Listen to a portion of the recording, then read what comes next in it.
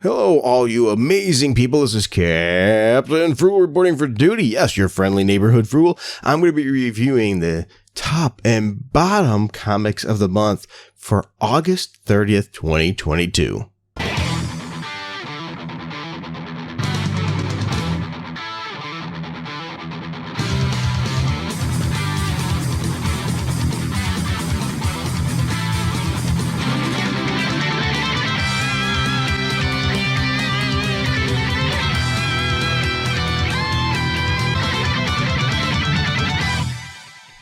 All right, for all of you that are familiar with this, what I do is I got my trusty notepad here from what I've read, and I'm going to give you my top and bottom three and what my quick thoughts are on each one, and the ones that didn't fall into those categories, the ones that were in between.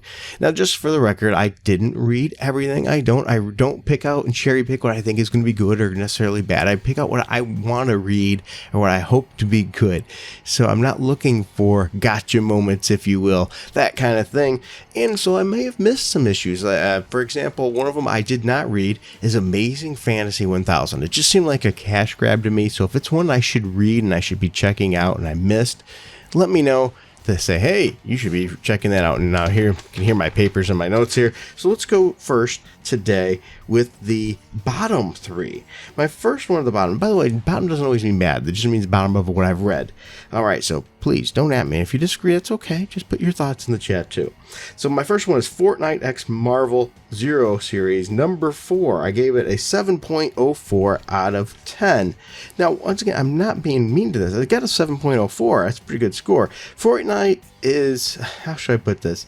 Doing these mixes with different series, and they always have in the game too, I guess. So it's interesting, I think Fortnite players are going to appreciate the stories in this because it does link up to the game, so you do have that mix. So if you're a Marvel fan and a Fortnite fan, you get a double dose of goodness. If you're a Fortnite fan, you get introduced to a lot more of the Marvel universe, and you still get the Fortnite things. I really think it's a nice viewing of Doctor Doom here. The art was solid in the issue too. I really did fear that this was just going to be a cash grab series. The only reason I read it is because my son wanted to check it out, and I have to say they took the time to craft a decent story. And I once again, I do think this will be a decent issue if you're into Fortnite and Marvel. If you're not a Fortnite fan, though, you probably just want to skip this one. All right, so the next one, my number 2 on the bottom of the list was The Variants number 3. I gave it a 7.02 out of 10. My 7's like average, so it really, my bad level here isn't that bad. But The Variants number 3 of 5. It's an interesting story. It's okay. I mean, I know the whole thing was going to be on variants, so you sort of know what you're getting into. It has decent dialogue and art throughout. I did have one, where they get a little bit of an old lady sees Luke Cage in the elevator, and she holds her purse a little tight. Why? I mean, at this point, everybody there should know who Luke Cage is. He's the mayor, for crying out loud. So that was a little silly. That was clearly some little social view put in there above the actual knowing of the character. So Gail Simone failed there. Now, if he wasn't mayor, he wasn't a well-known character, okay, I'll let it slide. I get what they're trying to get at there. I really do. But once again, he's a pretty popular guy at this point. So that was a little bit silly.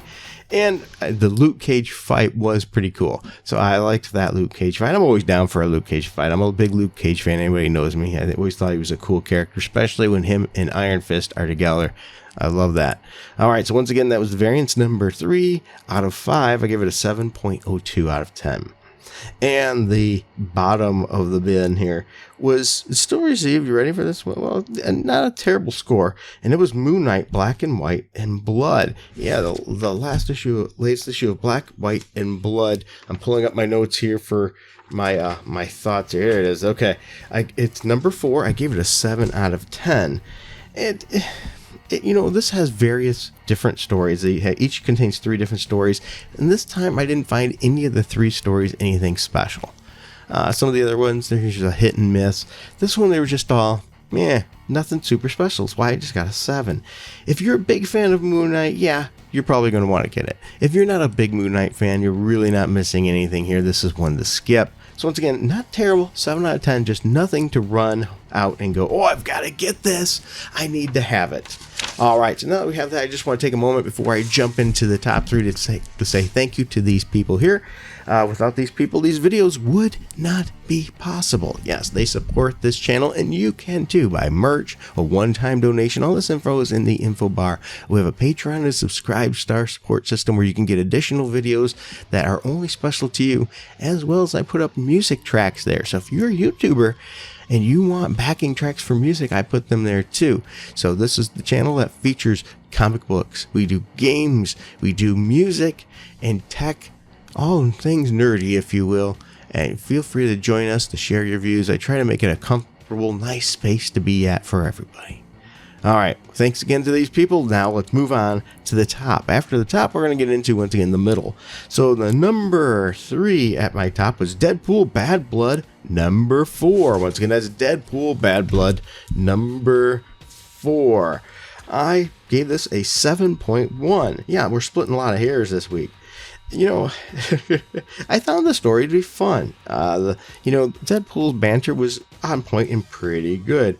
This gives you some more insight into the Deadpool character. So if you're a Deadpool fan, this is definitely one you'd want to check out. Once again, a 7.1 out of 10. And you know what to expect with the art. All right, my number 2. This one surprised me because usually I find these to be just a cash grab, and that's annuals. This was the Flash annual for 2022. I gave it a 7.2 out of 10. Really, most time you read an annual, you get one part of main story that links to everything, and the rest is just side stories that don't really matter. And don't get me wrong, this had that too, but they were okay. They were pleasant stories. Wally, he reads his girlfriend's book in this, right, that she wrote. The thing is, though, is, they make it take, and I understand they're walking the reader through the story, but remember, he can read at super speed, right? So why did he have to get chips and everything? That's a nerdy nitpick, so you let me know. Maybe I'm wrong. Does Wally not have the ability to read fast? I thought he did. I did. Now, you don't really need to get this one to keep up with the series, so keep that in mind. You don't have to have this to keep up the Flash story, but it was a fun read. Now, I will say, though, even though I say you don't need to keep, because I'm sure this other part's going to be brought up soon, there's a little thing at the end that makes you go, oh, wow, now this is interesting.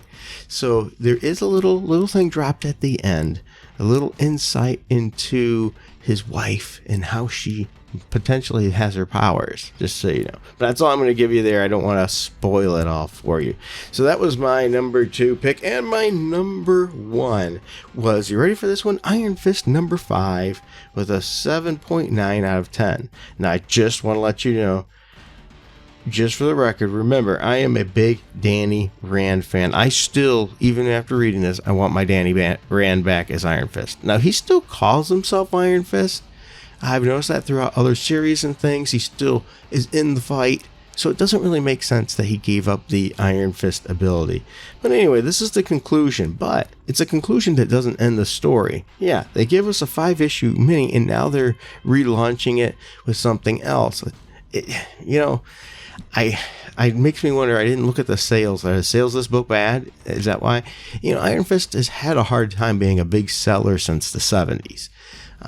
During that period of time, Kung Fu was big, karate was big, martial arts in general were big, and so Iron Fist, Heroes for Hire, that kind of stuff did well. He hasn't had as big of a draw since then, but I always liked the character. I want to see Danny back. This new character I like, but I still want Danny back as Iron Fist. It looks like it's positioning Danny once again to be more of the trainer, passing the torch, if you will, and hopefully they do him justice. It's a decent story and decent art. It really is. I gave it a try without high hopes, and it over delivered. It did better than what I expected, though the cover of this issue is very misleading. I will say that. Cover is very misleading, but if you're an Iron Fist fan, I definitely think this was worth your time to check out. I don't really think you're going to go wrong with the Iron Fist series. All right, so that was the top and the bottom. Now let's go in the in-between. The first one I want to talk about in the in-between was Thunderbolts #1. I gave it a 7.06 out of 10. It hit some good notes and it hit some sour ones as well. I liked the past Thunderbolt series. I read them all. I really enjoyed the Thunderbolts, and I hope this is going to be good. It's interesting to see that that we have Hawkeye leading the team, and he was told by the mayor, Luke Cage, by the way, which is awesome, that he was the #1 pick, even though he wasn't. So Luke lied to him a little bit, and that's sort of uncool because that's not really the Luke way. So that was one misstep in the writing there. There will be more. Luke, you get to see Luke Cage dealing with his new position of power since Devil's Reign, which I do enjoy that. If you didn't read that Devil's Reign, you might want to go back and check that out. It's pretty good here. But here's the thing, sir. One, Marvel has to use the Latinx or whatever. Stop, Marvel. Stop. You're not hitting it. You're not doing it. You're not pushing it. Quit pushing your agenda in your books. That was stupid to use that in the book. There was no point. Also, quit using the Taskmaster as a whipping boy joke. He's a menacing character if written right and done right. And once again here, he wasn't even in his normal outfit. So they just made a bit of a joke out of him. So I didn't care for that too. So anyway, we have Hawkeye. He wants to start a team. He just happens to be talking to Simon. I wish we'd see Simon Williams in the book. And so the team doesn't seem like they're really pulling together here. He ends up getting contacted, goes to Luke Cage, and gets, hey, a team.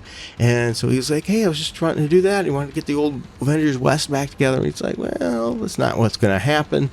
And he gets this team put on him with a ragtag cast of characters, some that are pretty well known and some that are a little bit known and some that aren't really known at all. So it's going to give us a little bit of mystery and a little bit to hold the things together. I do find it interesting at the end that Luke's talking to Monica Rambeau, and he originally wanted her as team leader, and that's why Luke lied to Hawkeye, which that part I didn't care about him lying. It just doesn't seem like a Luke Cage thing to there, but it's good to see. I want to continue to see Monica in the book. She deserves more attention. She was great as Captain Marvel.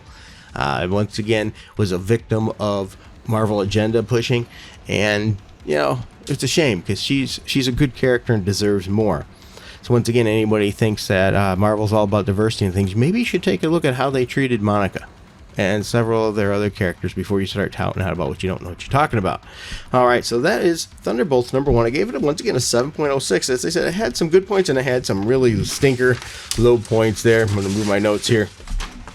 My next one was Ant-Man #2 of 4. I gave it a 7.05.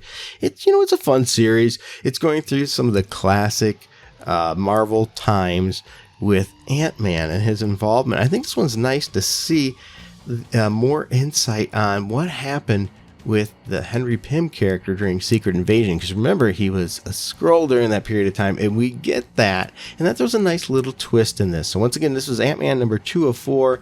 If you enjoy Ant-Man, you might want to get it. It's only going to be 4 issues. First issue and second issue have been pretty good, so I don't think you're going to go wrong there. All right, guys, well, that's my views on those. Let me know what I missed, what I should have gotten, how I'm wrong, what your opinions are. That's okay. We can share that. We can nerd out together and have a little fun, if you will. I'm going to put my notes down here. So once again, thank you. I hope you stuck through this video for this long. If you did, like, subscribe, hit that notification bell if you don't mind. We greatly appreciate all the support we can get. Thank you for your time. I've been Captain Frugal, and you've been amazing. And until next time, keep it frugal.